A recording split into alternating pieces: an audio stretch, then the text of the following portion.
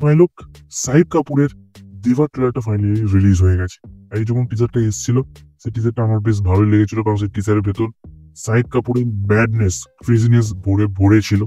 But তারপরও একটা question আজকে এই ট্রেলারটা দেখার পর, সেটা হচ্ছে এই শাহিদ কাপুরের দেওয়া ট্রেলারের ভেতর এমন কিছু এক্সট্রাঅর্ডিনারি জিনিস ছিল যেটা দেখে তুমি সাথে সাথে এক্সাইটেড হবে মুভিটা দেখার জন্য। আমি কিন্তু তেমন কোনো জিনিস খুঁজে পাইনি। মানে ট্রেলারটা অন দ্য পয়েন্ট ছিল, পারফেক্ট ছিল, বাট তারপরও আমি কিন্তু এই ট্রেলারটা দেখে চট জ্বলতে এক্সাইটেড হয়ে যায়নি এই মুভিটা দেখতে যাওয়ার জন্য। ইয়েস, মুভিটা তো অবভিয়াসলি আমি দেখবই, বাট আমি কিন্তু এক্সাইটেড নই এই মুভিটার জন্য।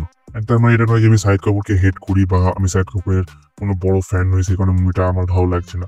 But to be honest, Shahid কাপুরের পারফরমেন্স কিন্তু এই মুভির ভেতরও নজর কাড়ার মতো। অ্যান্ড ট্রেলারে সেটা স্পষ্ট আমরা দেখতে পাচ্ছি যে শাহিদ কাপুরের ভেতর থেকে ডাইরেক্টর সেই ক্রেজিনেসটা, সেই অ্যাক্টিং এর ম্যাডনেসটা পার করে নিয়ে এসছে। উত্তর পাঞ্জাব, তারপর আরো অনেক মুভি আছে শাহিদ কাপুরের, সেগুলো আমি দেখেছি, যেখানে পারফরমেন্স এখনো স্টিল আমাদের মাথায় পুরো ছাপ রেখে গেছে। ওকে, যেমন পদ্মাবতের ভেতর শাহিদ কাপুরের একটা আন্ডাররেটেড পারফরমেন্স ছিল। ওকে, সো শাহিদ কাপুরের পারফরমেন্স তো টপ নচ লেভেল হতে চলেছে দেওয়ার ভেতর। বাট সব থেকে বড় কোশ্চেন হচ্ছে আমরা এইসব জিনিস এই ট্রেলারের ভেতর দেখতে পাইনি।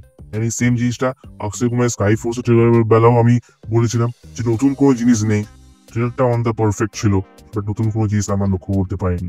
যে কারণে এই ট্রেলারগুলো দেখার পর আমি চটজলদি এক্সাইটেড হয়ে যাইনি এই মুভিটা দেখার জন্য। তারপরও এই ট্রেলারটা কিন্তু সব দিক থেকে পারফেক্ট ছিল, এর বিজিএম পারফেক্ট ছিল, শাহিদ কাপুর যেভাবে ট্রেলারটাকে পুরোপুরি ন্যারেট করেছে সেটাও আমার বেশ ভালো লেগেছে। উনি যে ক্রেজি পুলিশওয়ালার অফতারে এসছেন সেটাও কিন্তু বেশ ভালো লাগছে আমাদের। বাট সব থেকে বড় কোশ্চেন হচ্ছে এটাই যে মুভির ভেতর আফটার অল কি কোনো এক্সট্রাঅর্ডিনারি জিনিস থাকবে? কারণ ট্রেলারের ভেতর তো বিকাশরা হয়তো সেটা রিভিল করেনি, ট্রেলারটাকে একটা সিম্পল বেসিক পারফেক্ট ট্রেলার হিসেবে লঞ্চ করে দিয়েছে, রিলিজ করে দিয়েছে। বাট এবার আশা করবো যে মুভির ভেতর যেন কিছু এক্সট্রাঅর্ডিনারি জিনিস থাকে, যেটা দেখার পর আমি বলবো ইয়েস, এই মুভিটা একটা পয়সা বসুল মুভি। তো শাহিদ কাপুরের এই দেবা মুভিটা 31শে জানুয়ারি রিলিজ হতে চলেছে, প্রায় কিছুদিন পরে রিলিজ হবে। আই হোপ এই মুভিটা ভালো বার হয়ে যাবে, এক্সট্রা অর্ডিনারি বার হয়ে যাবে।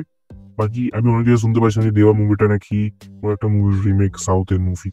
বাট এর টিজার, এর ট্রেলার দেখে তো আমার কোনো অ্যাঙ্গেল থেকে রিমেক বলে মনে হলো না এই দেওয়া মুভিটা। বাকি তোমার কেমন লাগলো এই দেওয়ার ট্রেলারটা? তুমি অফকোর্স কমেন্ট করে জানাতে পারো তুমি কতটা এক্সাইটেড এই মুভিটার জন্য, তুমি সেটাও কমেন্ট করে জানাতে পারো। অ্যান্ড শাহিদ কাপুর যে এই মুভিতে একটা তাগড়া লেভেল পারফরমেন্স দিতে চলেছে এই ট্রেলার দেখেই বোঝা যাচ্ছে। যদি আমি আমার কথা বলি তাহলে দেবার ট্রেলারটা আমার মোটামুটি লেগেছে, আই মিন অ্যাভারেজ লেগেছে। বাকি আমি রজনীকান্তের জেলার 2 এর অ্যানাউন্সমেন্ট প্রোমো কথা বলেছি, তো তুমি যাও সেই ভিডিওটাকে চেক আউট করতে পারো, তোমার সাথে দেখা হবে ঠিক সেই ভিডিওতে। So by.